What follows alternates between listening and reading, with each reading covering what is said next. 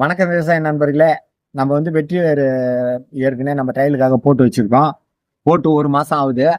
எவ்வளோ தூர் வந்துருப்பார் நம்ம ஏரியாவில், எவ்வளோ தூர் வந்துருப்பார். தண்ணி விடுறது 2 நாளைக்கு ஒரு வீடு விடணும். இது முந்தா நாள் தண்ணி விட்டுட்டேன். நல்லா சரியான கிளப்பு வந்துடுது.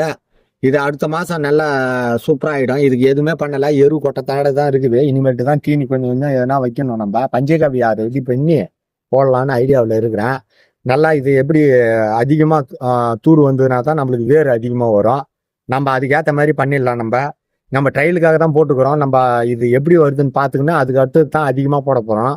நிறைய விவசாயிங்க ஃபர்ஸ்ட் ஒரு வீடியோ போட்டேன். நான் போட்டதுக்கு ரொம்ப சந்தோஷமாக பேசினாங்க. ஆமாண்ணா, அதை ட்ரையல் பாருங்கண்ணா, அது எவ்வளோ வருதுன்னு பார்க்கணும், பார்த்துட்டு தான் நம்ம பண்ணணும், நிறைய வீடியோங்கெல்லாம் வந்துருக்குதுன்னு சொல்லிட்டு பேசினாங்க. ரொம்ப நன்றி. இதை நம்ம முக்கியமாக 10 மாதம் வெயிட் பண்ணணும்.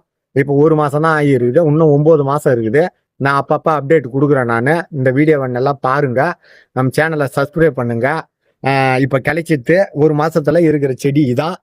அடுத்த மாசத்துல எப்படி நான் எந்த தீனி போடணும் எல்லாத்தையும் நான் சொல்றேன். நான் பஞ்சகாவியா தான் பெரும்பாலும் செய்ய போறேன். நான் இதுக்கு பூச்சின்றது வராது.